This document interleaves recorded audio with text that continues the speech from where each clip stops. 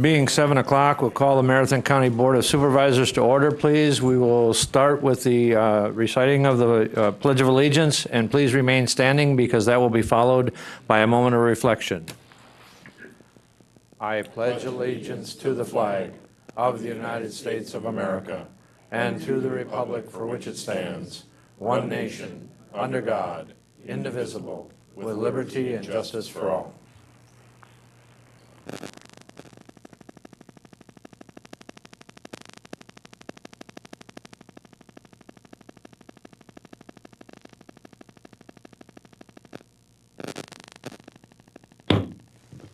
Thank you. We will have the reading of the notice, please.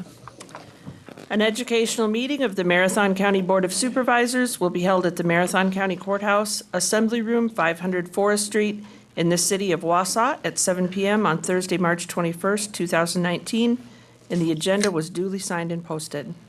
Thank you. I'd like to request that everyone please silence their cell phones or put them on vibrate as to interrupt the meeting. And I'd like to proceed to roll call. So I would ask all the supervisors please sign in.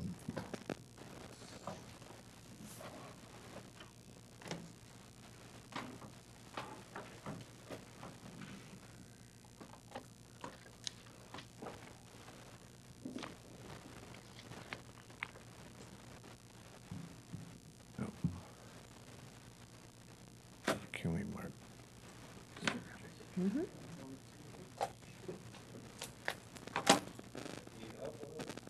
Yeah, my light is even going on.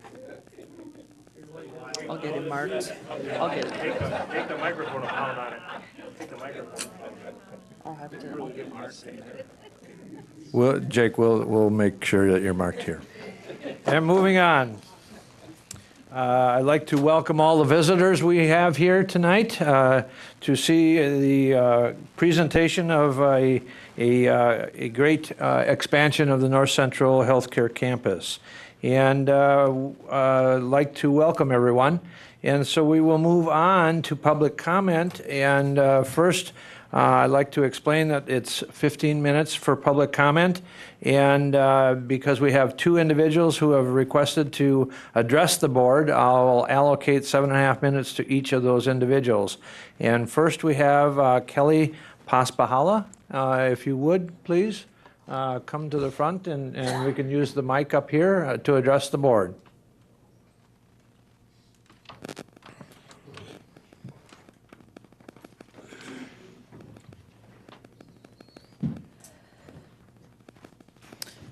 Good evening, and thank you for allowing me to talk tonight.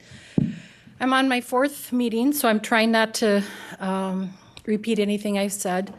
I've resided at 916 Ethel Street.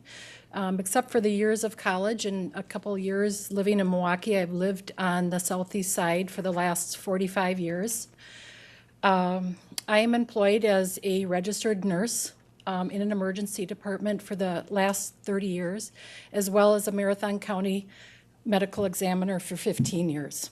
So I guess that pulls me to the point that I'm very fully aware of the need for increased expansion and new plans and new services. I support the healthcare center fully. The reason I'm here today is last November, there was a project plan that was presented to the southeast side as well as the county board. At that time, it looked like a great plan. We were very glad to see that plan.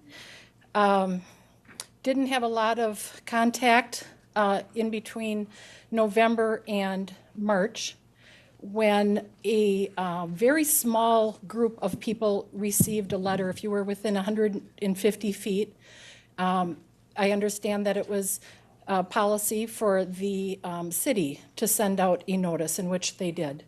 A few people got that letter and investigated a little bit more because it didn't seem like the same plan we saw in November.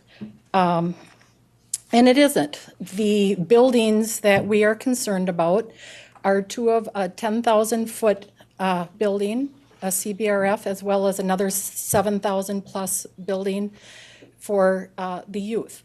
Again, I am very in favor of that. I see every day in my job the need we have for it. I also feel, though, that there needs to be somewhat of a barrier between neighborhood and institution, which we currently have right now. It's a beautiful area. I know I sent out 29 letters or 30 letters to board members saying maybe, take a look. It's, I'm sure many of you know the area. It's been popular for soccer. It's been popular for lacrosse, families. It's been a great place, and I feel that now with the buildings moving up, would hinder even the privacy of clients themselves as well as the privacy of neighbors. Right now, it's a great buffer. It's a beautiful area. So we went to the city meeting, and the city meeting, the way that turned out is after the public hearing, it was clear that the expectation is that the North Central Healthcare Center will be back in spring with a revised development plan which shows the relocation of these two buildings. I'm asking the board strongly to consider that as well, because I do understand that is not a plan that you saw as well in November. I'd like you to take another look at the two buildings that are now moved up to the street as opposed to the back, again, for privacy of clients as well as privacy of the neighborhood. I just have a couple statements that we came to a conclusion, and I hope that the healthcare center and Mr. Loy will stick to the words that they've given us on Tuesday's meeting. Mr. Loy stated that he has heard the concerns about the two locations, and he will be working to move them to a different location on campus. Quote, "We heard clearly that the neighbors would like to see us move a part of the campus to a different location, so we're going back to work on that. And then we're going to bring this modification to the city for further approval in the spring as the city requested." Mr. Peckham, our alderman on our side, was also quoted saying, "If the buildings haven't moved, it's dead." And I believe he referred to the plan. There needs to be an effort to relocate these buildings. So in closing, I just, there's a lot more to say. And again, I want you to know that I'm in full cooperation. I have been for 45 years. We did not bring up any issues in November. We were very happy with the plan that was shown to you as well as all of us. But without the communication in between, that's put a little bit of hardship on the neighbors as well, that a new plan comes, buildings are moved way too close to the street, increasing a lot of lighting, increasing police presence, increasing the parking lot with up to 900, from what I understand, and I don't quote me on that number, but between 800 and 900 parking spots. So I'm hoping, and I'm here on behalf of the 25 people that are sitting back here, as well as, we only had a week, but as well as getting 100 signatures from neighbors that, again, this is a petition that is against the proposed location. It is not against any facility that the healthcare center would like to design. So thank you for your time. Thank you. And next we have Bill or Barb Jones. I'm not sure who wishes to speak. Obviously Barb. It is me, Barb, except everything she said is exactly what I was saying, so I don't want to be repetitious. We had a very small time to try to put anything together, and right now our neighbors are all traveling, not all, but a good portion of them for spring break. So everything that Kelly said, I don't want to be repetitious. Please drive in our neighborhood and take a look at the area. And I hope that you all received the letter that Bill and I sent. Thank you. Okay, thank you. Well, with that, we will move on to the education presentation and report, information update on the Marathon County North Central Healthcare Campus Construction Project. And we have Michael Lauder leading off with his team.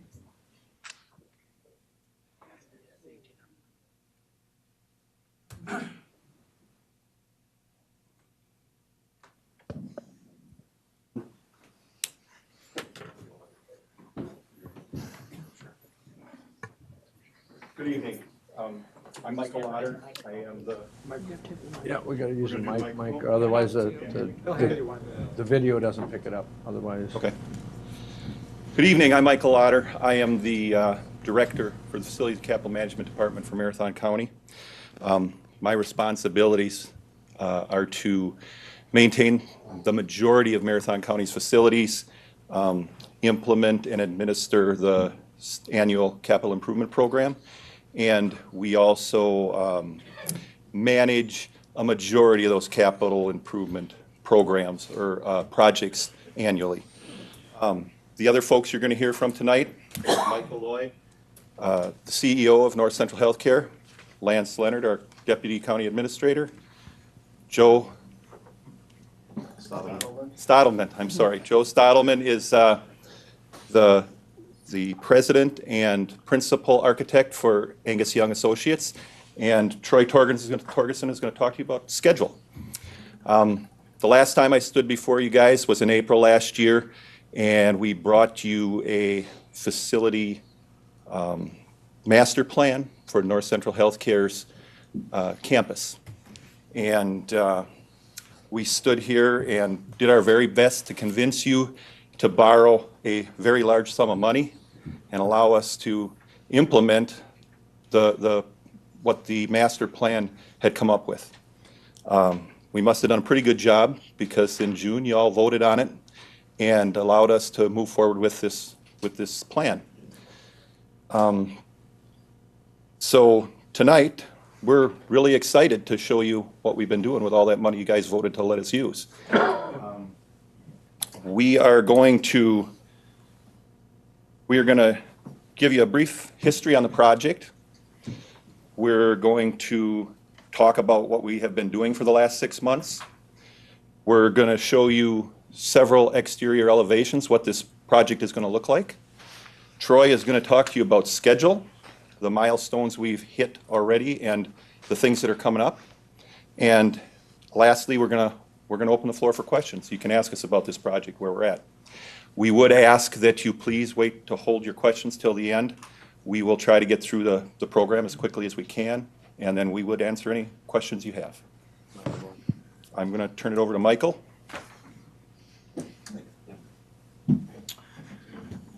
All right. Good evening, everybody. My job here is to talk a little bit about the history of the campus.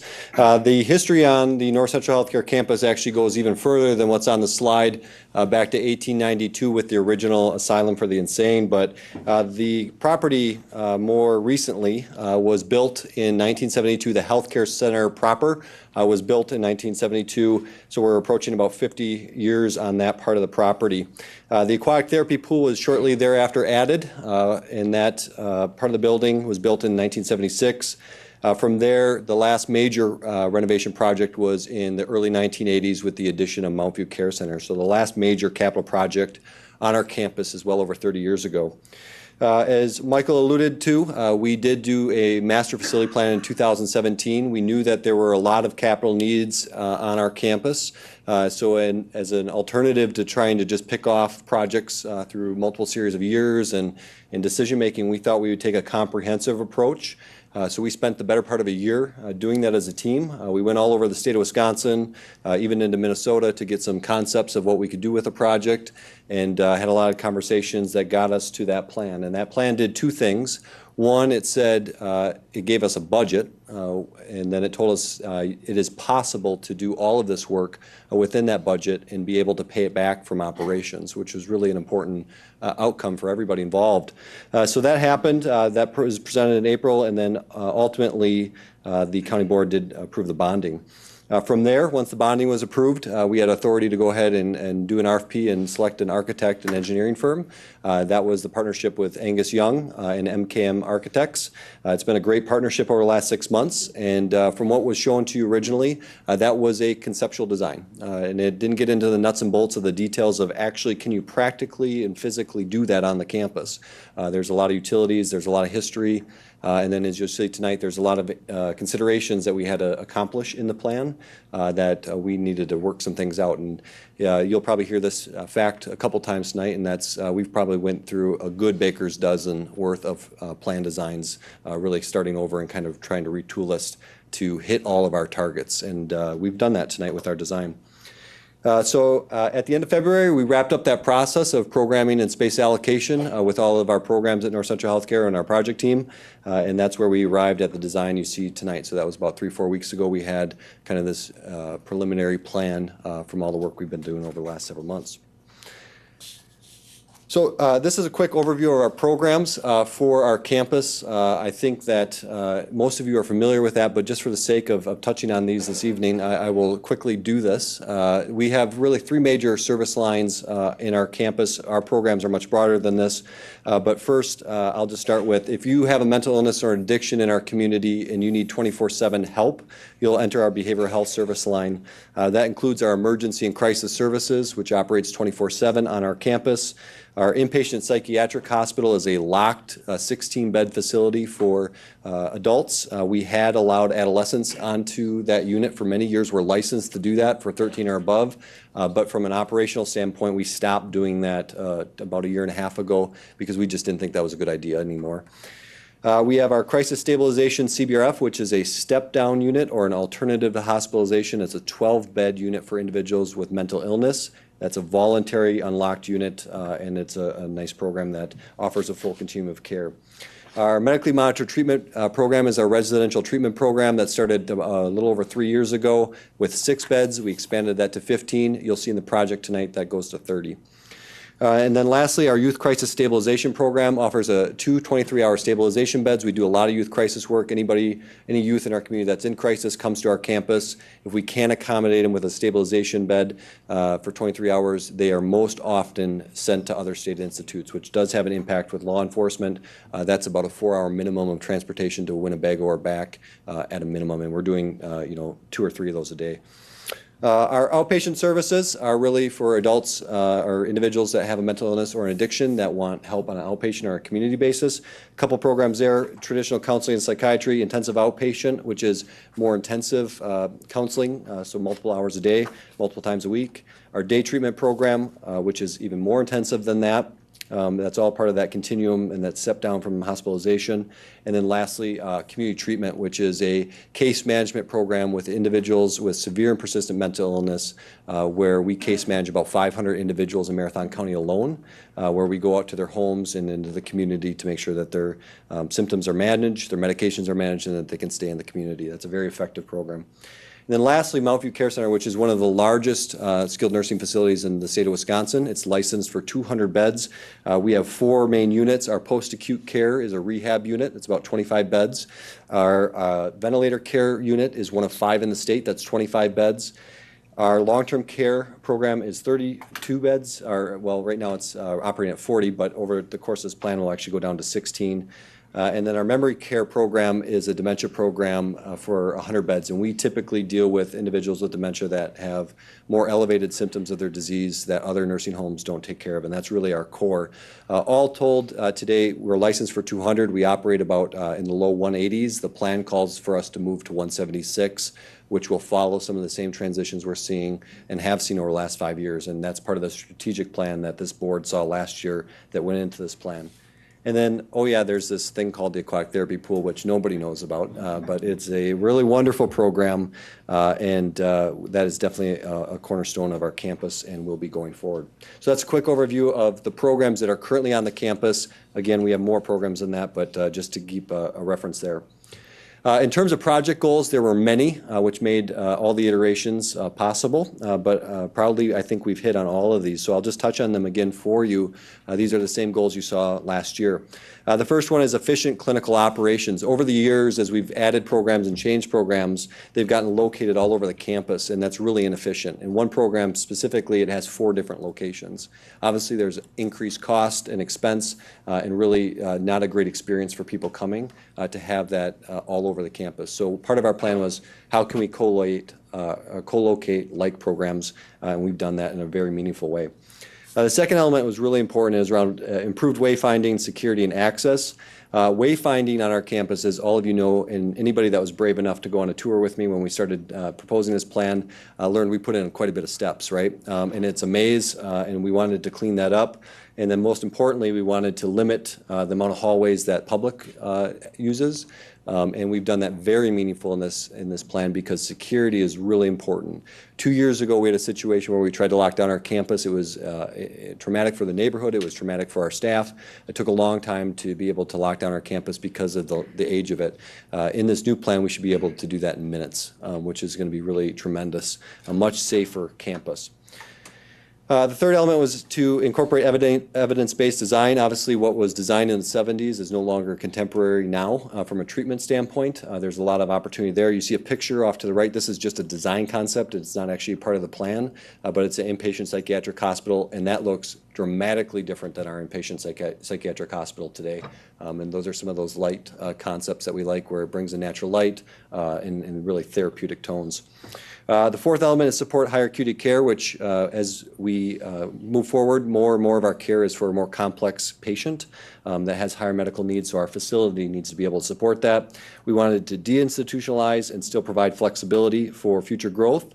We want to operate more efficiently. I won't get into details of physical plant operational issues, but boilers, chillers of the 1970s are not what they are today. There's real cost included in that. We wanted to efficiently consolidate programming and entrances. We've talked a little bit about that. Ensure regulatory compliance. Be a leader in educational program. The psychiatry residency program is kind of central to that, but we also do education for CNAs, nurses, counselors, and that's a cornerstone of what we offer the community. And lastly, we wanted really quality workspaces for our staff across the organization. We've stuck people all over as we've grown and changed, and we really want to be thoughtful about those spaces that they have. So a lot there just from the North Central Healthcare side, and then as we went into the project, obviously the county had some priorities that we thought we could accomplish in a much more comprehensive way, and so Lance can speak to those.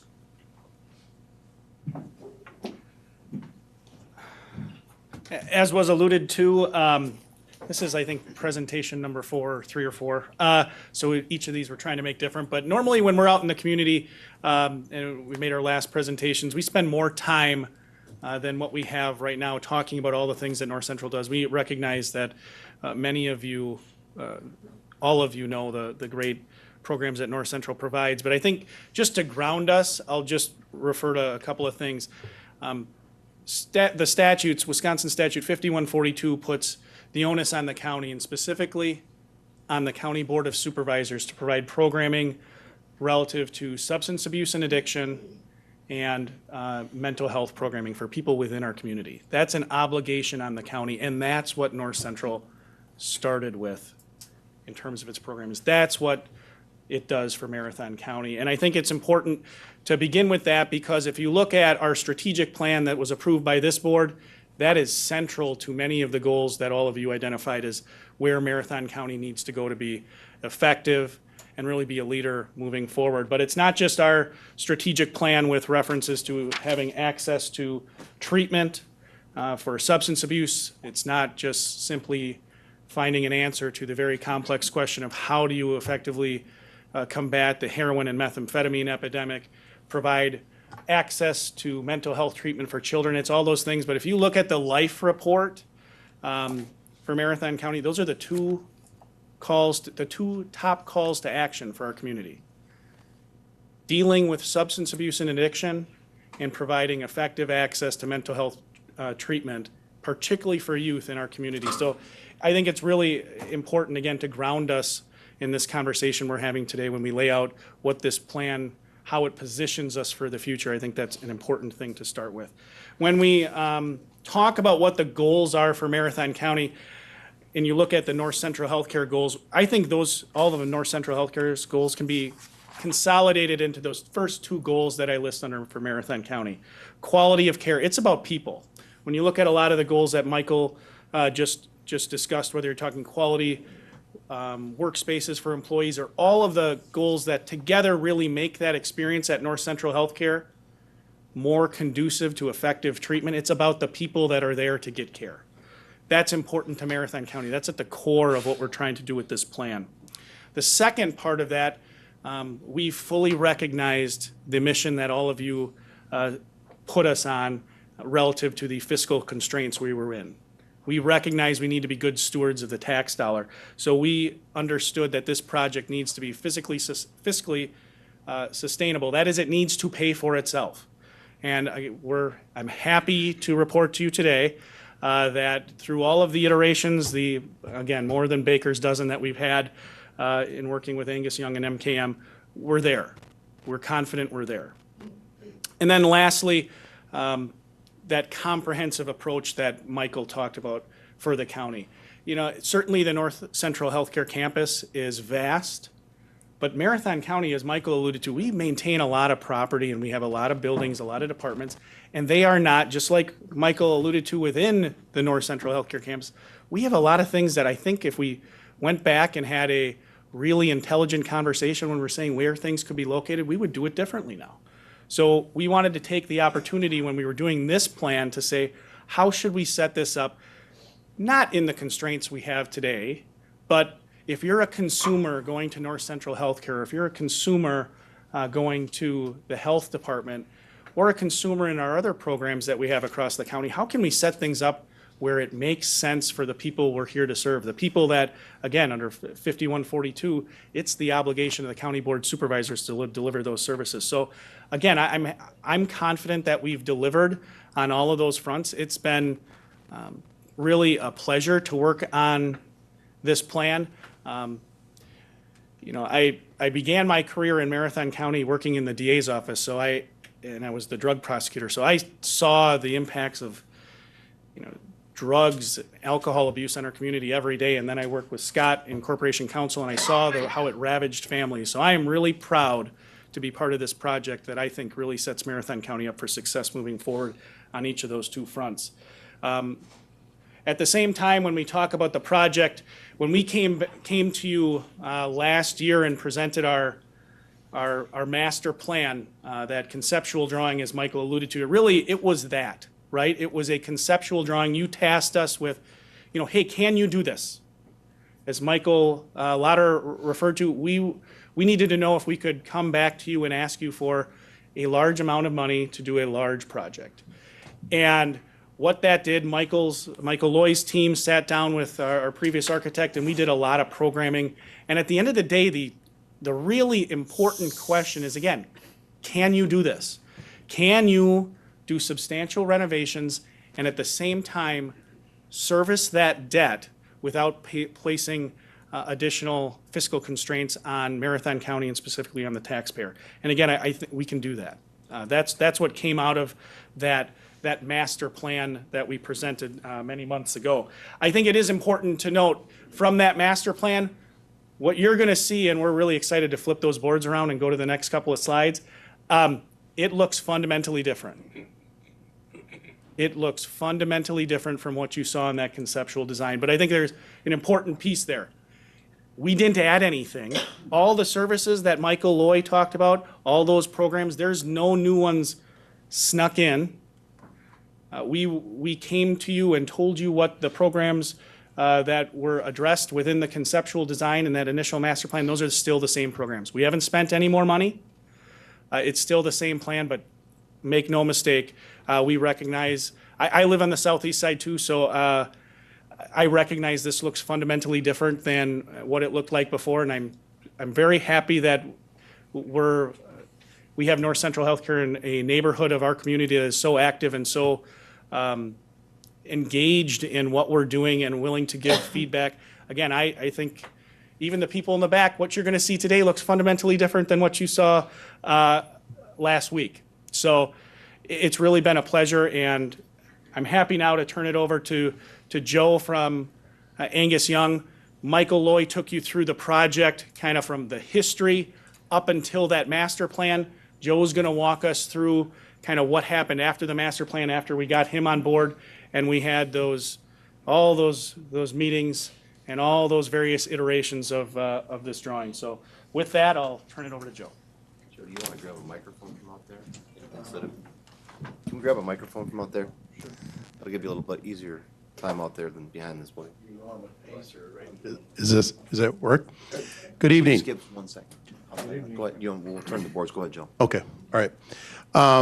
Thank you for having me here tonight. What I'm going to present is the culmination of the last 6 months of effort. So in September of last year, we started meeting regularly with Michael Loy and the rest of the North Central Healthcare team, and I just want you to know that they have been very diligent and working hard on the plans that you have, and they've been one of the most engaged clients that I've ever worked with, from Michael on down to every member of his staff. We've really worked hard to get to the detail of this. As they've alluded, I think we are on option 13 literally to show you tonight. And every one of those options have been evaluated on the goals that were set forth in the project. And primarily they can be boiled down to, can we afford it? Does it really impact operations as was presented during the master plan? And operations is both quality of care, but it's also staffing models and the other savings that were presented during that. And then lastly, can we do this while we're occupied? Because we're going to continue. We can't depopulate the nursing home. We got to continue to care for residents. And so how do we do this in a way that allows us to continue doing business and completely revamp and redo our campus? So the plans that you're seeing tonight are the culmination of that and the outcome of that work. The plan you see in front of you tonight is the plan that the neighborhood and the city has seen in the last 2 weeks of meetings. It shows the youth psych hospital and the CBRF where they are on Marshall. We have already started looking at that. I literally got a call from Troy when he left the meeting Tuesday night, and we began looking at what are other options that we can do. And Troy, if you want to flip, we can show you that we do think we can consolidate those plans. This is just, again, one option that we will continue as Lance and Michael have promised. We are not at the end of our design process yet. We're still in the middle of it, and things are always fluid. But this plan shows you that we can pull those buildings back closer to the Mount View campus. This reflects a 180-foot move from where they were shown in the previous plan, if you want to flip back to that, Troy. So 180 feet move back. We've rotated the buildings, and that really pulls us off of Marshall significantly. And then the other side of that is there's currently a really nice berm, hiding from Marshall the view of the parking lots, and so we would cross the entrance of the campus, that drive, and continue a berm there so that we continue that green screen and berm.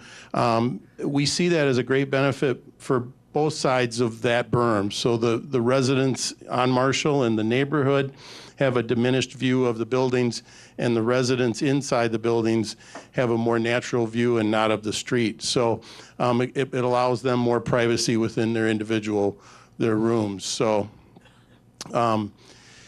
as we look at this, this site plan shows you the red arrows show 3 particular specific entrances. So as Michael Loy hinted earlier, currently today there are just multiple entrances to the healthcare facility. And that means that we've got people coming in almost any door. Wayfinding is a huge concern. We've got to have staff members ready to help people find their way to wherever they're going.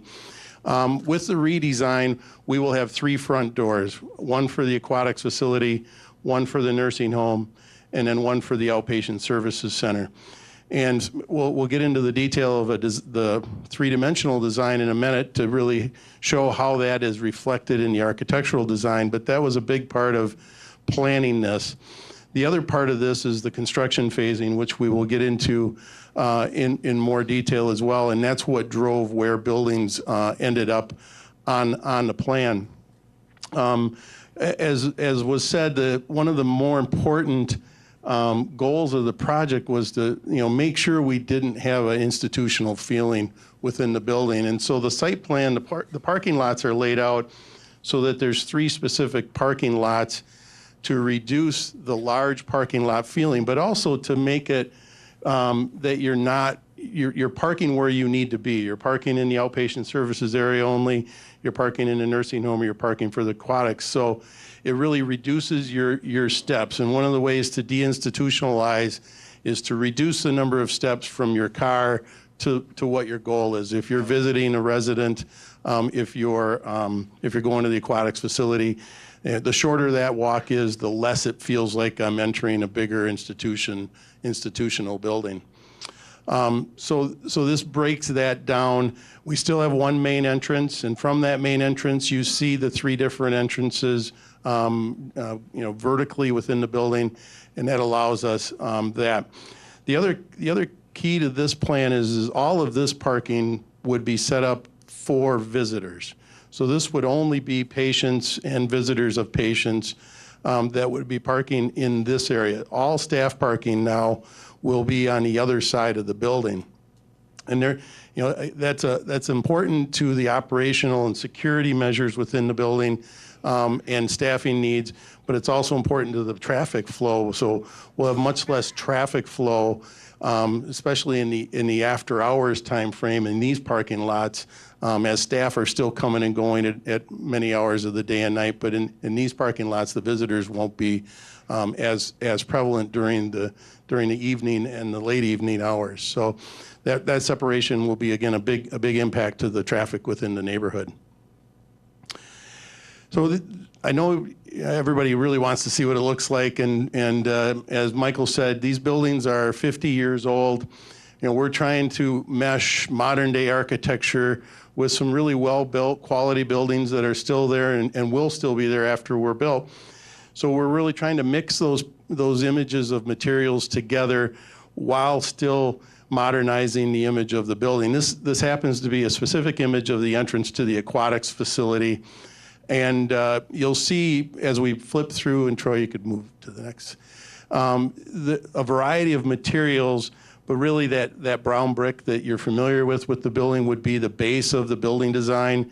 And then the canopies, some form of a metal canopy, whether that's more of a metallic silver or a blue, we're still working on what that becomes. But that becomes our wayfinding marker. Those are the entrances to the building, and more slides will show you that in a minute, and Troy, we can flip.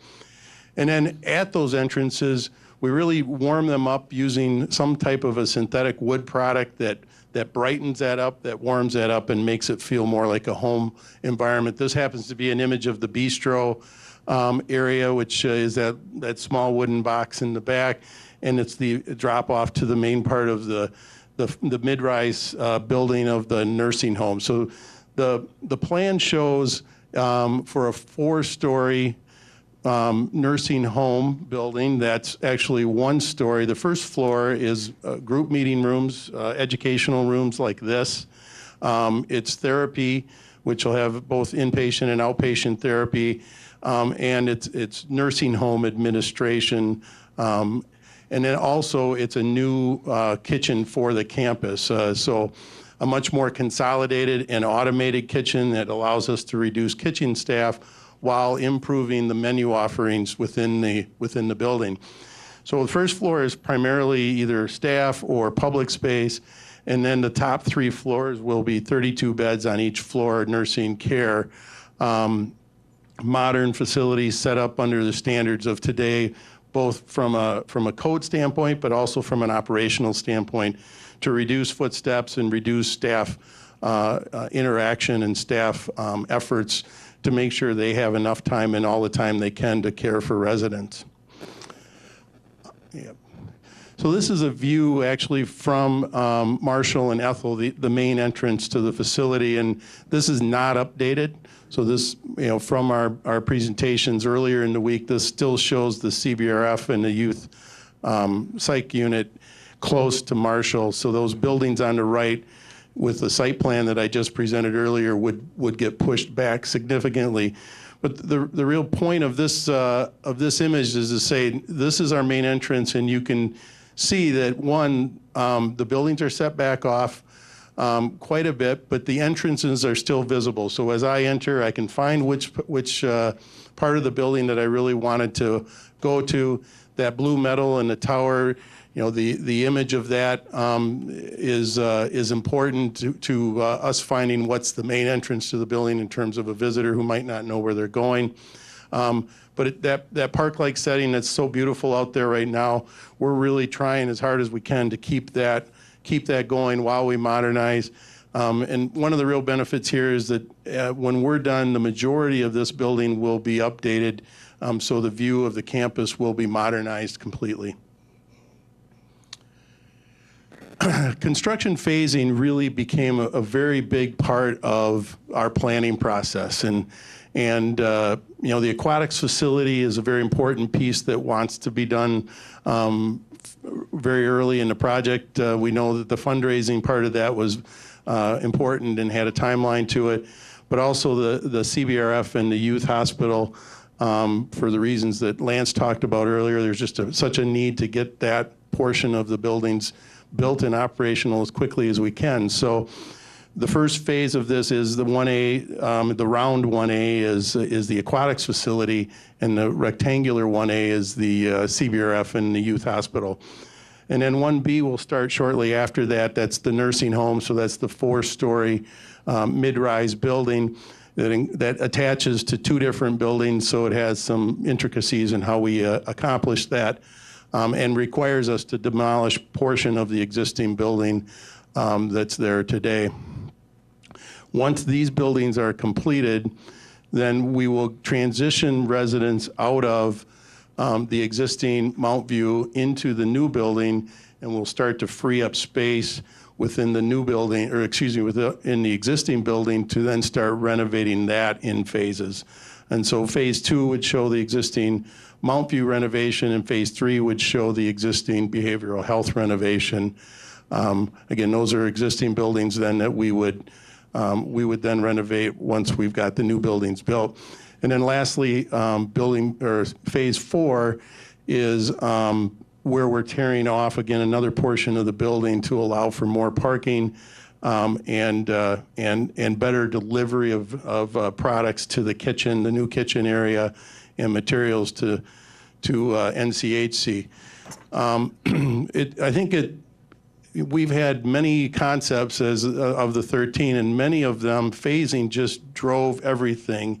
And we ended up with 8, 9 phases to a construction project. That's just money lost in value, and the outcome is just a lot more painful for both residents and staff. So we were ecstatic to get this down to 4 phases. And in fact, we're still talking on the way over here, we're talking about, how do we maybe condense 3 into 2, and how do we, so we're still working towards how few of phases can we do to really do this right, but we're really feeling good to be at 4. We think that was a major milestone that we achieved.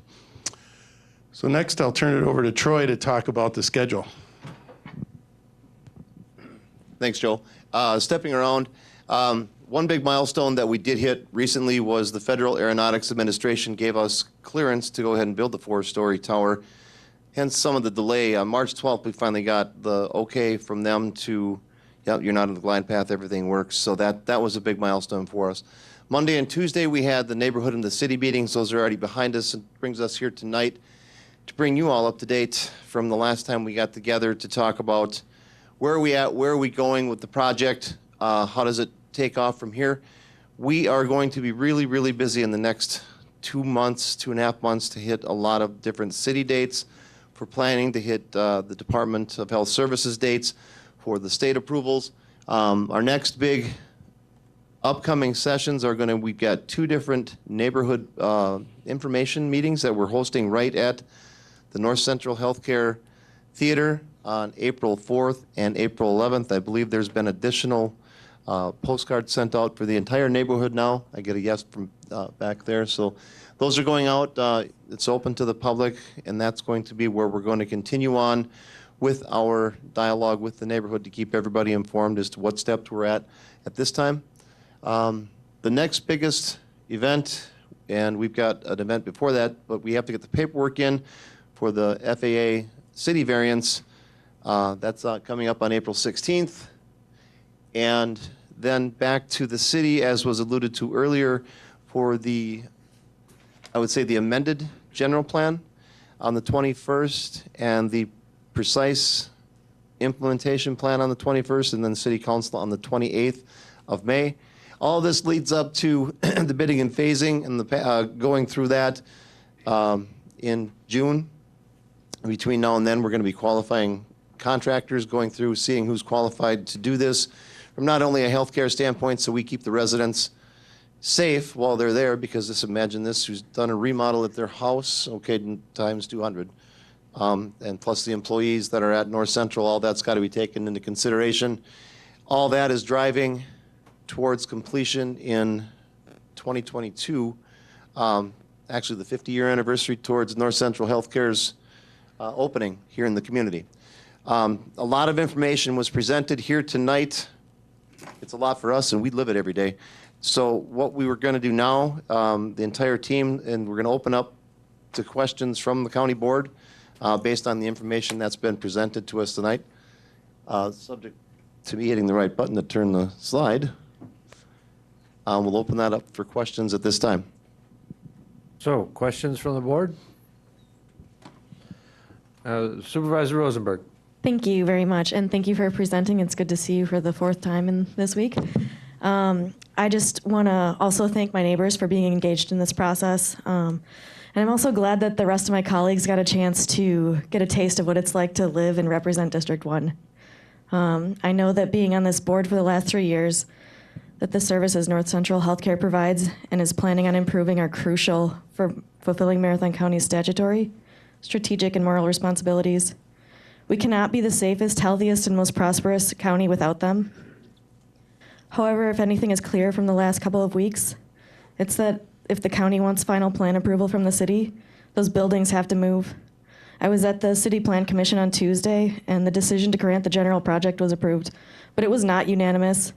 Members made it clear that if the county comes back without having worked on changing the plans, they won't get the green light. My own District 1 Alder, Pat Peckham, who is on that plan commission, told me point blank, he will not vote in favor of this project if those buildings aren't moved. Blocking the plans benefits nobody. We all know that the need is here. We know that the work on a configuration, and we know that we need to work on that configuration so we don't create a generation of ill will from the neighbors. It looks like one of the biggest concerns here is related to the youth hospital. And so I have a question, and then I'm going to ask follow-up questions right away because that's kind of how I am. So my first question is, can we move that youth hospital to the back? And then my related questions are, what are our options? Can the project leaders get some options, one of which being moving the hospital to the back of the building? And can we have some clear benefits and drawbacks outlined of each one of those options? I want to know if the location changes would cost the county funding, efficiencies, or programming. I know that we need to meet the policy goals that we've set, and we also need to meet the needs of the community in addition to being responsive. Thank you. Certainly a compound question. I'll do my best to take it. It'll probably be oversimplified, though. The promise we have to certainly the community and to the board, just like we made to the city, is that we're going to go back and look at that again. We did an initial examination, as you saw from the conceptual drawing. The buildings were back there. They were put back there.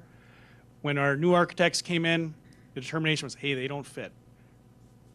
But we're going to go back and we're going to look again because that's the promise we made. We're certainly committed to doing that. We know there are significant issues relative to utilities.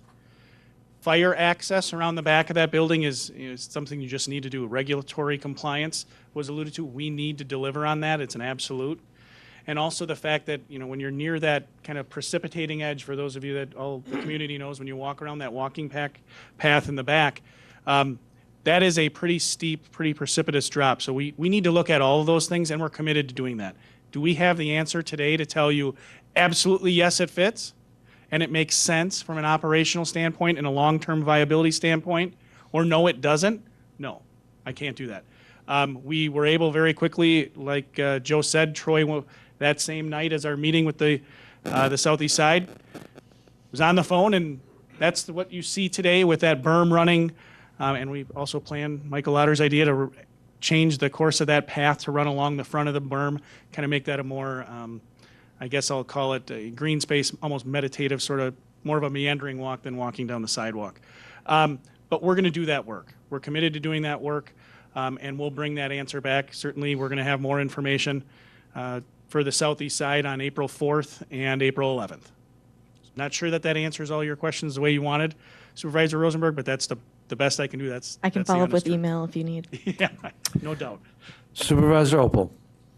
Yes, one thing that always impressed me when I would drive in that area or go down to that facility was the quiet beauty of that neighborhood.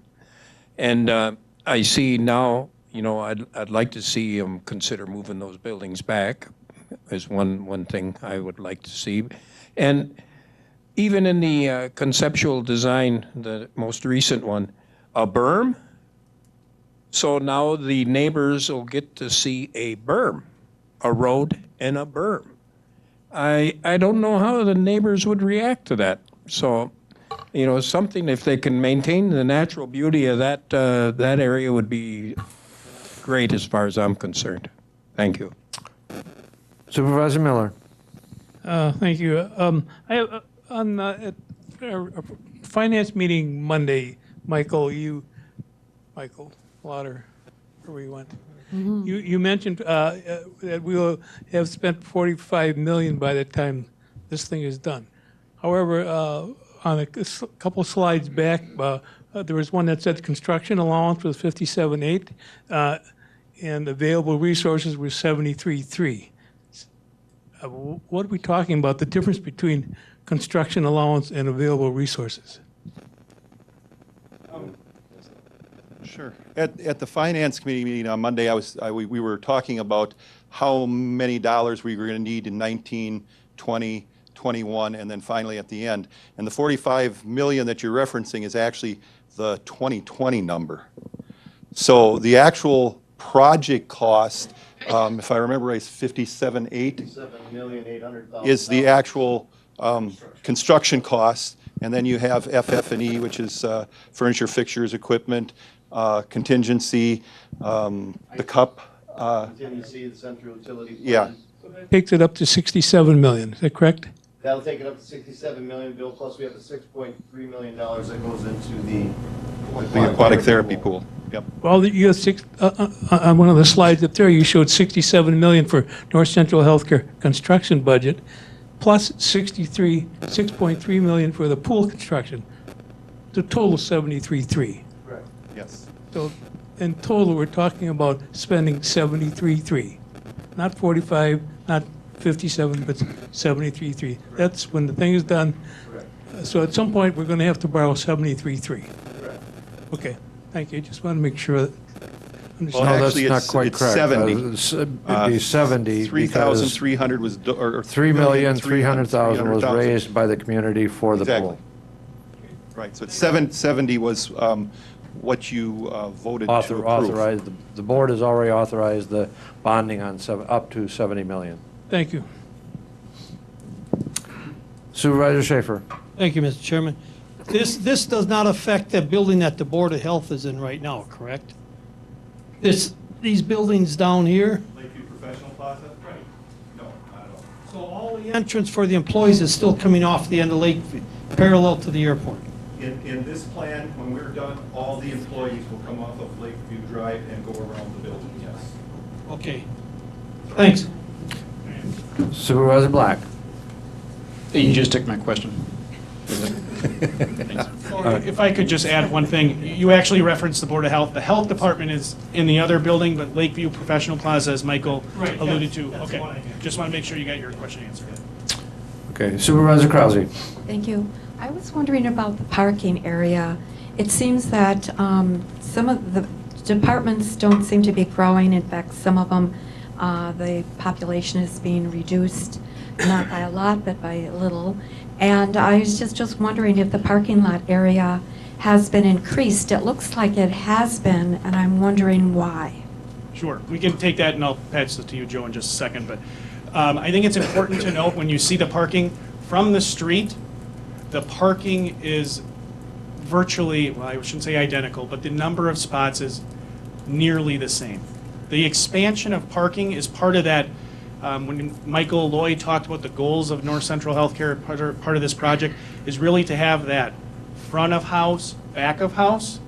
The additional parking is in the back. If you look on the images over there, it's that back parking lot, and staff are going to the back. So that's the additional parking.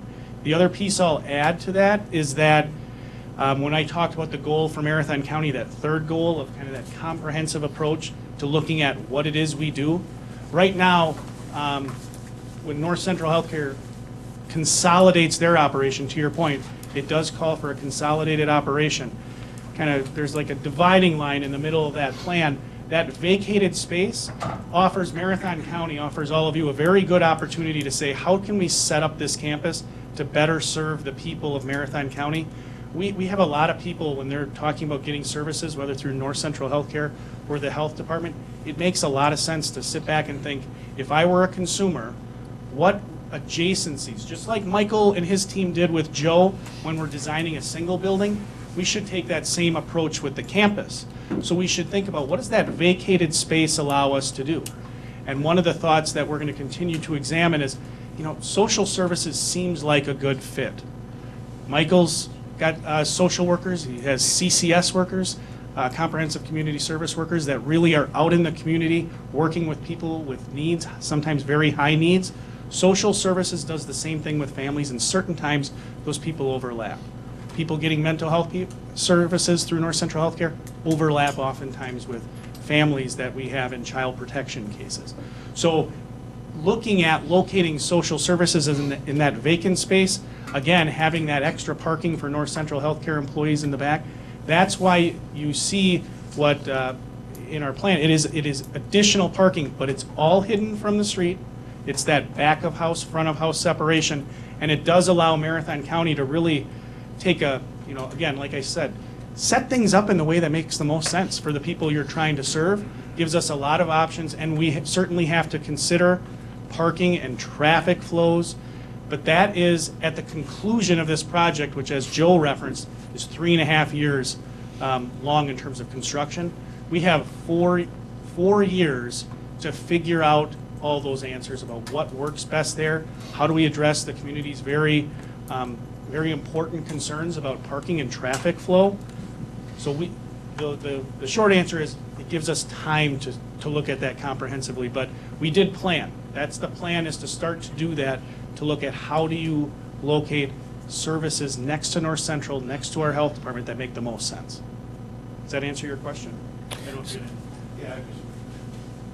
I think it's important, although maybe we're not increasing the resident count too much, and as Michael went through where you're at today for licensed bed, but we are increasing 94,000 square feet, net increase of 94,000 square feet of building. And so by city zoning ordinance rules, there's a parking impact to that increase in building size that we have to address as well. So we do have to have a net gain in parking to be able to respond to that. So. Okay, Supervisor Black.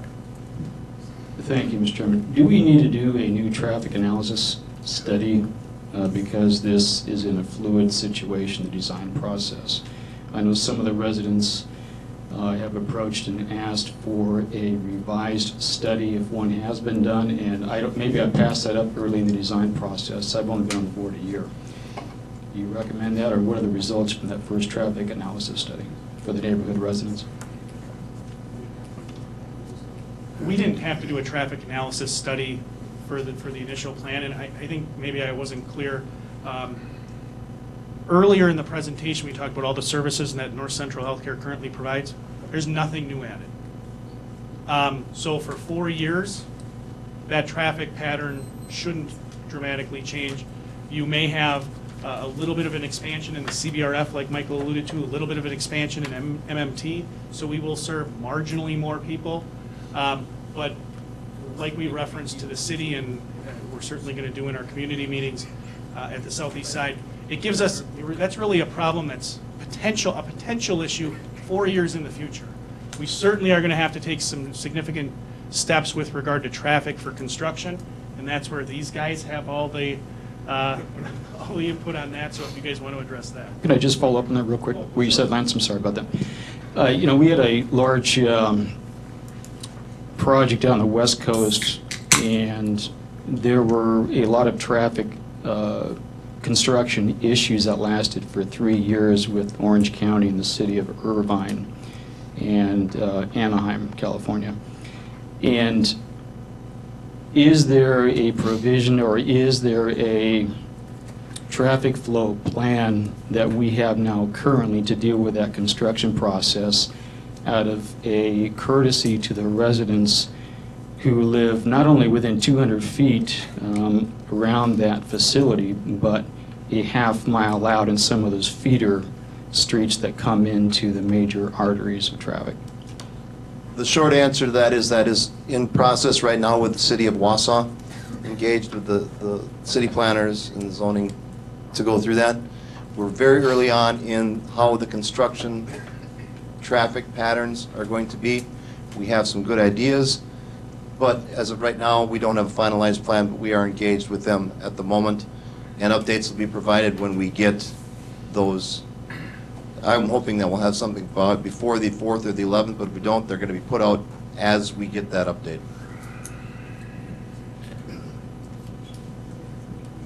Right, no, there is already the thought has gone into it. The construction is to come down, the construction traffic on the utilization plan is to come down Lakeview, and visitor traffic is going to stay off, or visitor traffic stays up into Ethel and up into Kent. Construction traffic comes off of Lakeview, shoots into the bottom, the southeast end of the parking lot, and stays on the campus at that point in time. There's been thought process given to limiting times that they can come in with vehicles, etc. We've already got that, but I'm not going to speak to that without having that written out thoroughly so that I can present that without missing a step or providing wrong information. Okay, any other questions from the board? Any other questions from the board? Seeing none, well, I thank our presenters for updating the board on the great plans that we have for the expansion and renovation of Mount View, North Central Healthcare, and the aquatic therapy pool. So next we will move on to agenda item number 9, review and discussion of Tuesday meeting agenda items. And number 9A is appointments. Number 1 is the Land Information Council. If the clerk would read the appointment. Appointing Marathon County Surveyor David Decker to serve on the Land Information Council to complete a term to expire at the Organizational County Board meeting in April of 2020. Any questions on that appointment?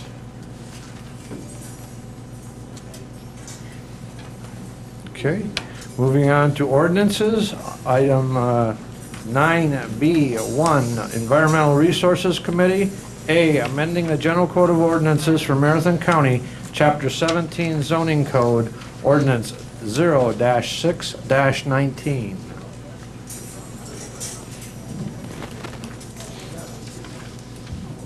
Any questions?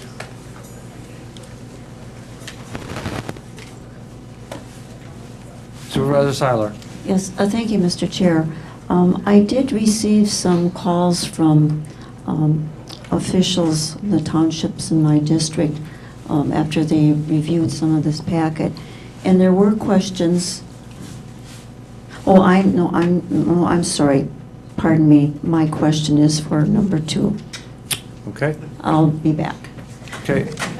Any on the amending General Code of Ordinances, again, Marathon County Chapter 17 Zoning Code 0-6-19.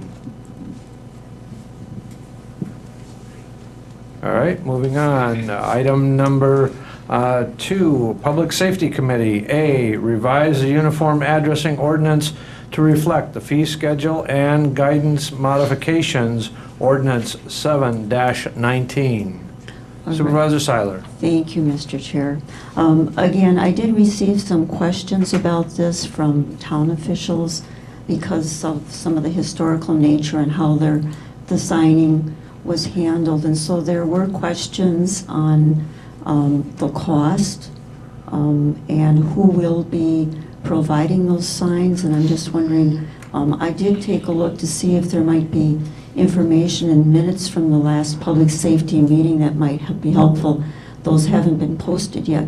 So again, a few questions like who will be providing the signs, why the apparent discrepancy in cost. Again, this was shared with me from local officials that when they order signs from Rent-A-Flash, as an example, a local, the cost is $12 per sign. And another question was, again, was this bid if the whoever will be providing the signs? Those are some questions that were asked of me. So would appreciate if we could find out some of that. Well, we have with us Dave Mack from the Land Conservation Zoning Department, and he will give us a little bit of a history as to how that has been developed and the discussions that have taken place with numerous towns. Thank you, Mr. Chairman. Let's see, where do I start? Really what this is all about is to continue the project as we move forward from the implementation that we're under right now. So think of this as something that's occurring from now into the future. If a property owner comes in and wants a new address, they'll come to our office and they'll fill out an application. And what we're asking for in the ordinance change is to just create a fee to be able to process this application. But ultimately what's going to happen is the person will come in, will provide the address for that property in the county. At that point then, we then go out and order the sign from any number of vendors that we may have available to us that can produce that sign. Currently, we're using the contractor that we have for the implementation project that's producing signs, but we've also started using some other firms to be able to create signs as well. So on that point, if I may, and this was the question that was asked of me, so that's why I'm asking of you. With this process, though, you mentioned using the original vendor for the implementation. So was any of that in the original contract language that they would be providing signs? And if not, I mean, has there been conversation about a bidding process on who will be approached to do this, if this is going to be comprehensive countywide? They felt strongly that perhaps a bidding process would be in order. Okay, so currently it was not in the contract to have the contractor talk about future signs. All we've got under contract for is to give us the signs that are being replaced with the current addresses. We did build into the contract, though, any addresses that will be asked to be added to the system in the communities as we move forward. Like the 12 communities that we have left to install signs in this year. If somebody comes into one of those communities and wants an address to a parcel, say they're building a new house, we will be providing that sign through the project, the implementation project. But if somebody comes in from, say, the eastern side of the county where we've got the project complete already, then we will start using the new system that we're creating, which is going through this application process.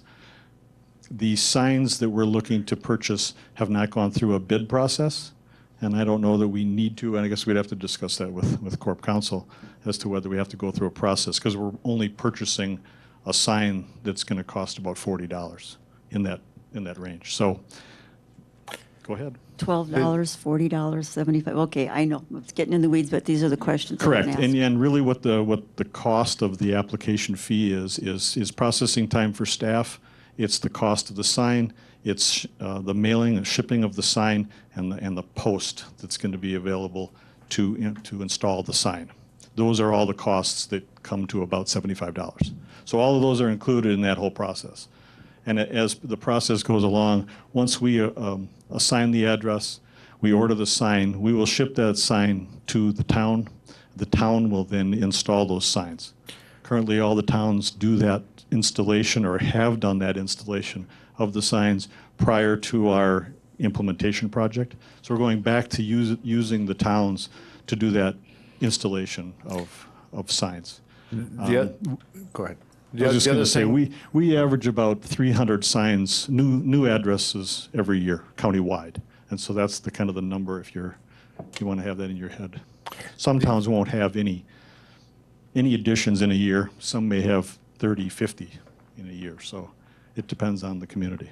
And the other thing, one of the things that was a concern is if you left the bidding out to all of the other towns, you could have a hodgepodge of signs with different varying makeups, and these would all then be consistent with the uniform signs that are currently being installed. And so there again will be consistency throughout the county. And I understand that respectfully, Mr. Chair, but I think the question from my official was more of if this is going to be, say, the contract, the vendor that did the implementation, shouldn't that be bid, not the individual towns, but whoever is going to be approached to be used for the signs? That's ultimately the question. So I do have one more question, but I see someone else is in queue, so I'll wait another turn. Supervisor Gomes. Thank you, Mr. Chairman. I'm sure that a sign, what the signs that need to be used could be taught to Rent a Flash or whomever that this is how the signs have to be made up. My whole problem is, as soon as you guys do stuff, it always costs more. We order the signs now ourselves and get them up and put them up.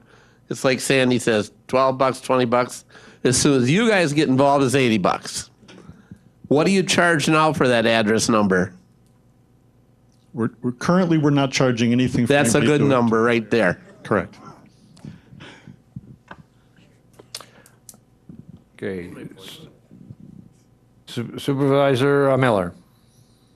Thank you. Is there a reason that these applications can't be done when you apply for like a building permit? Why do I have to come to the courthouse, to your office, if I live on the other side of the county? Actually, we're working on the process to combine the application with a zoning or building permit along with a septic system permit. So if somebody comes in to do that, or if we do that online, you can get all of those permits at the same time. So that's being worked on. You are hoping to allow the application to be done at the individual municipality versus the county?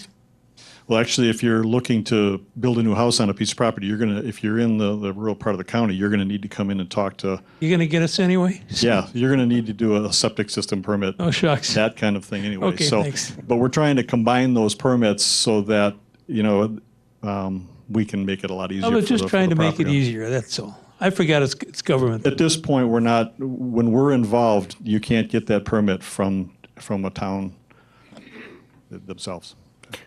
Supervisor Schaefer. Oh, excuse me, Supervisor Seiler. Thank you, Mr. Chair. So another question is, I realize that you're not completely done, but for the signs, for the communities where the signs are already done, because of some of the changes, and specifically, I'd love to have a picture up here because I looked in the plat book, it was helpful, but the road Halder Drive, when it crosses Highway 153, that used to be Valley View. And it makes sense that now all of that will be Halder Drive. But what has happened is where the Valley View sign was off of 153, there's no longer any sign. And because Halder Drive does not go directly across, it's just a slight with a jog, thank you, that's the right word.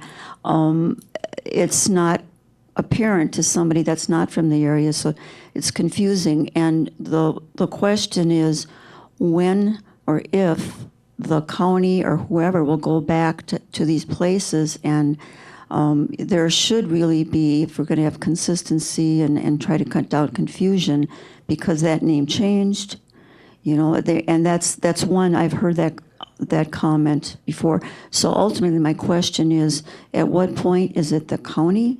Is it Lang? Is it consultation with the towns when they see this?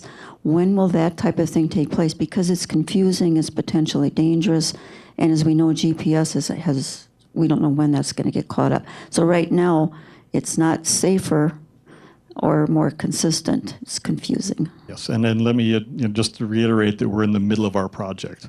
We're still implementing the project. the collaboration between all three of those entities is really the answer for you. If you see a situation where there's a sign that you think should be placed or is missing or something like that, now's the time to actually talk to, specifically contact our department. We can then contact the Lang folks that we have under contract to make a decision as to whether or not there should be a sign there. Is it missing, or should we put a sign there to make it more understandable by the public? So we still have that opportunity. But where you're talking about in that part of the county, we got done at the end of basically at the end of the year last year, the season we could do this in. We left everything be for the winter.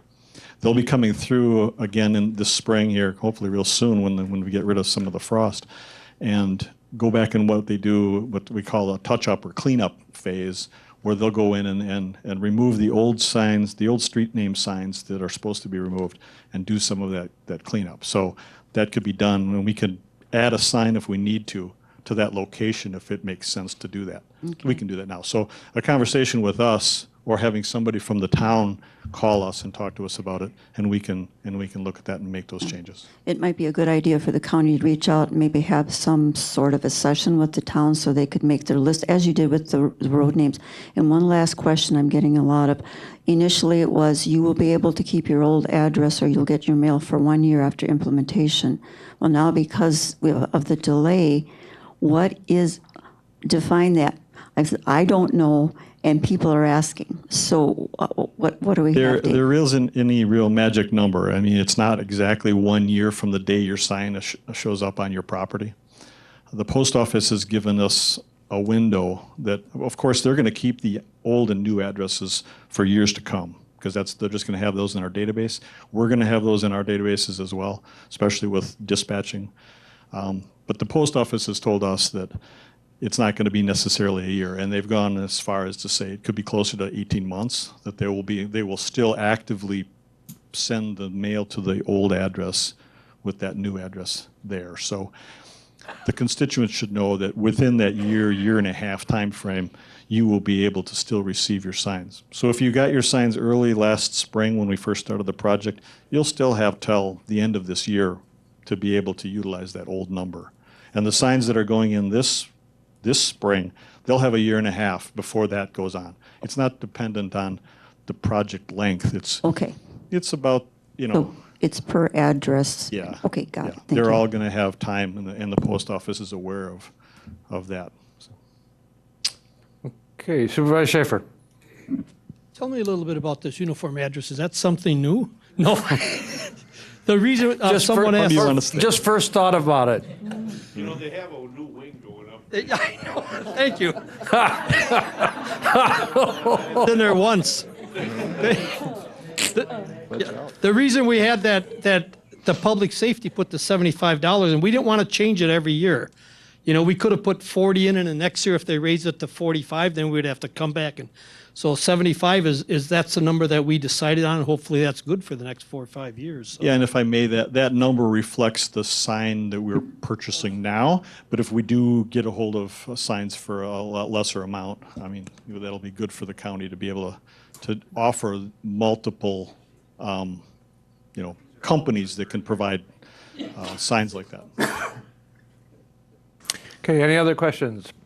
Supervisor Seiler. If I'm allowed one more. So ultimately, I'm not sure that I have the answer for my official, is will there be, okay, you've already shared that there has not been, but maybe Corp Counsel or somebody, should there be going forward, because this is new, it wasn't in the original contract, and if now that appears that maybe you're going to be doing it with Lang, I think that maybe there could be concerns by local officials who have worked with local companies, and I would suggest you certainly consider a bid process, and could you keep us informed on that, please?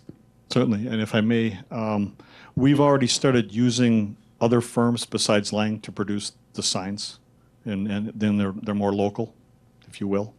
I'm not going to name names, but we're in that process of looking at multiple vendors that be able to provide the signage that we need for the county.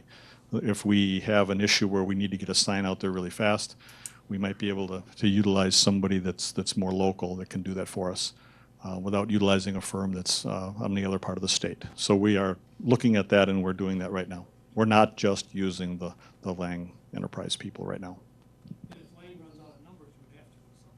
Exactly.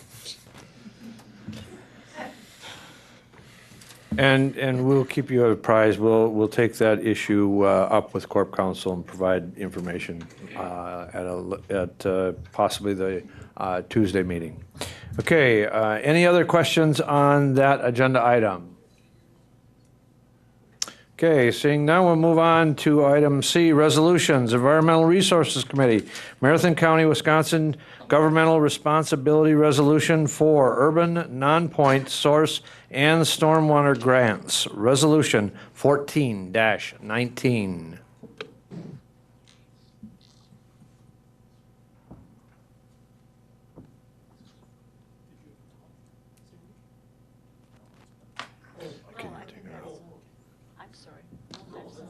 Okay, moving on to item C1B, approving a siting agreement between the City of Mosinee, Town of Knowlton, County of Marathon, and Ashstorm,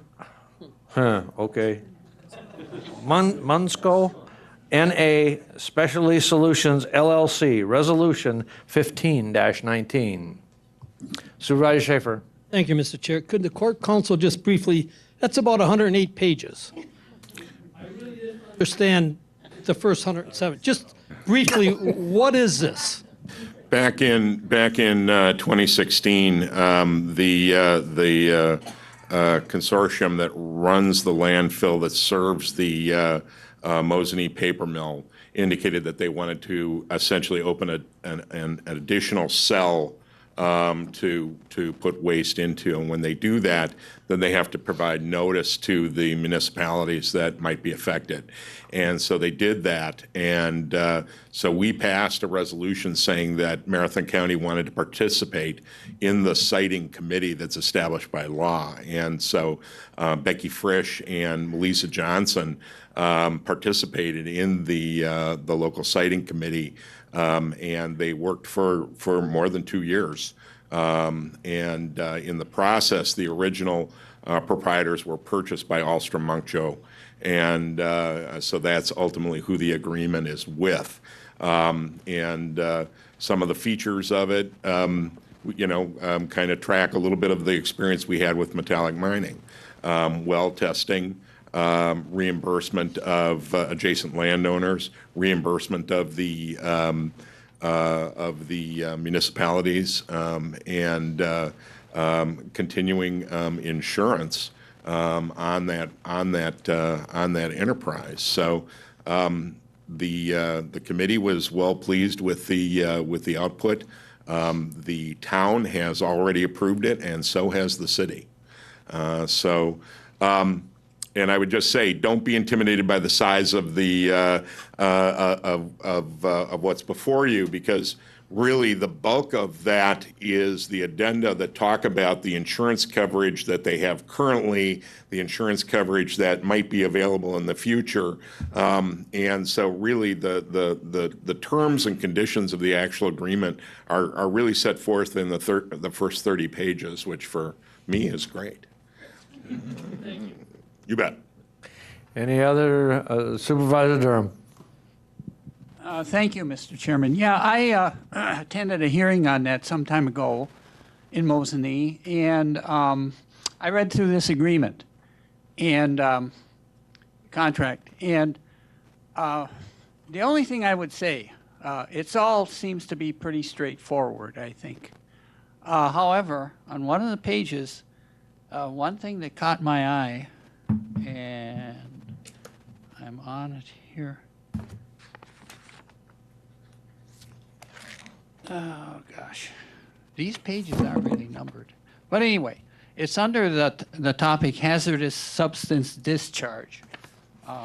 Article 8 notices hazardous discharge. Understand that these materials that are going to be put there are, in fact, hazardous. They're coming from electrostatic, the vapors and so forth. They're solid materials from the water. I mean, that stuff it's hazardous, believe me.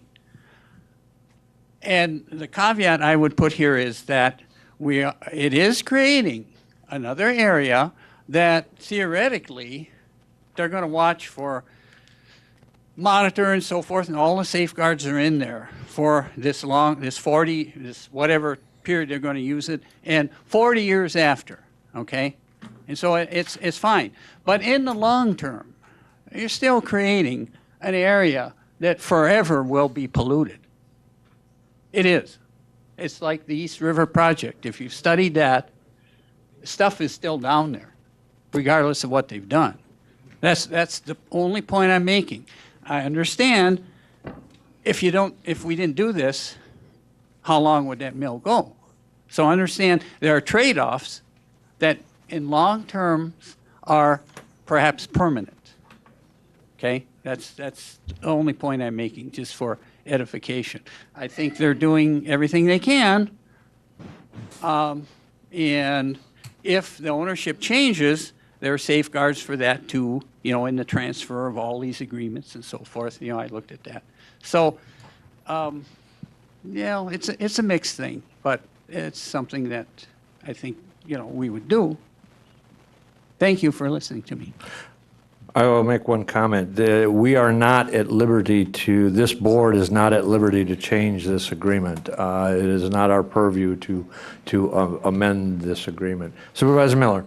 To Supervisor Durham, I would just say, it sounds like we got another soccer field coming to Mosinee. Any other discussion? Any other questions? Supervisor Krause. Thank you. I read through this, and I'm not an attorney. I've had some legal classes, but certainly not on this contract. And every time I read certain contracts, I read where it says one thing, and then later on it says something against what was said previously. So I found it rather confusing. But the only thing that seems to me to be clear was that this firm or whatever is coming in, and I didn't know how to say the name of it either, that 40 years afterwards, they have to take care of whatever is going on there.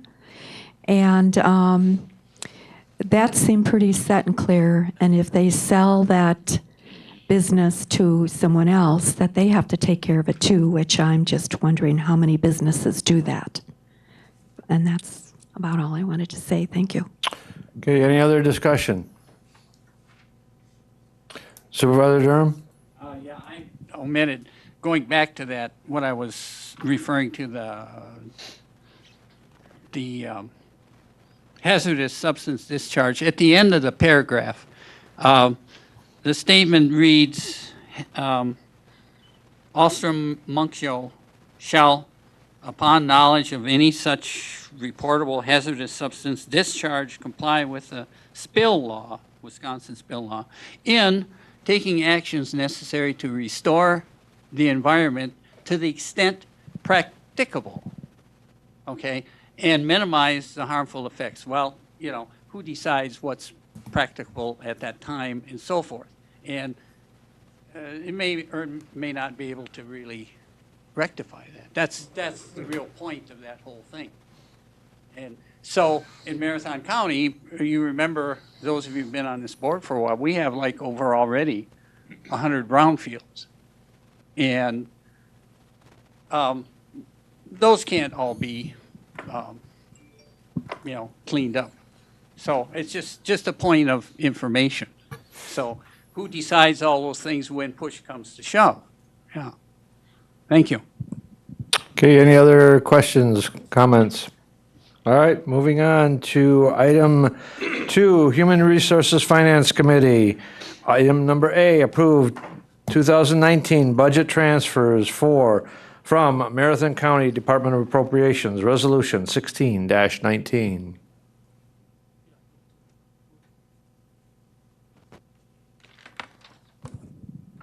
We don't Supervisor have- Johnson. Thank you, Mr. Chair. I was looking through the packet. I found no information regarding the transfers.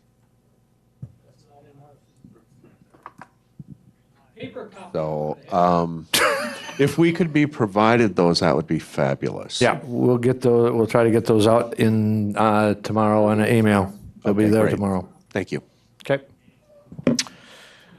Then that limited the questions, didn't it?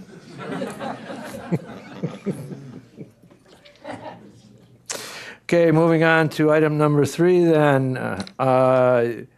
From Infrastructure Committee, resolution designating the week of April 8th through the 12th of 2019 as Work Zone Awareness Week in Marathon County.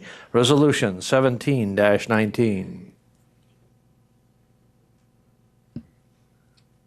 And item B, municipal separate storm sewer system, MS4 permit annual report authorizing signature, resolution R-18-19. Any discussion, any questions? Okay. Announcements and/or requests. Supervisor Seiler. Yes, thank you. I'd just like to share that last week, officially, according to the United States Department of Agriculture, was National Ag Week, and March 14th specifically was National Ag Day. And so I'd just like to share with you a couple of lines from, again, the USDA. Farmers and ranchers are the backbone of America. They grow food to feed us, fiber to clothe us, and fuel to run our homes and cars. In doing so, they create economic stability across the nation, stability that supports rural economies and creates much-needed jobs in local communities.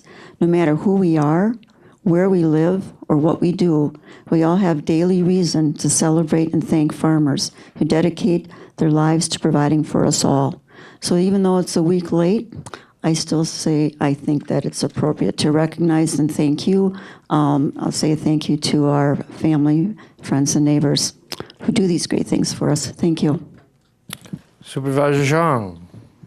Thank you, Mr. Chairman. I just want to use this opportunity to acknowledge that tomorrow is the second year anniversary of the March 22nd shooting that ended up in the resulting of 4 individuals' lives lost. And I just wanted to use this opportunity to acknowledge those individuals whose lives were affected by that horrible incident. Thank you. Thank you. Any other announcements and/or requests? Seeing none, I will take the famous Supervisor Nutting with the motion and Supervisor Seubert with the second. Any discussion? All those in favor of adjournment signify by saying aye. Aye. Opposed? Motion carried. Thank you, ladies and gentlemen. We stand adjourned.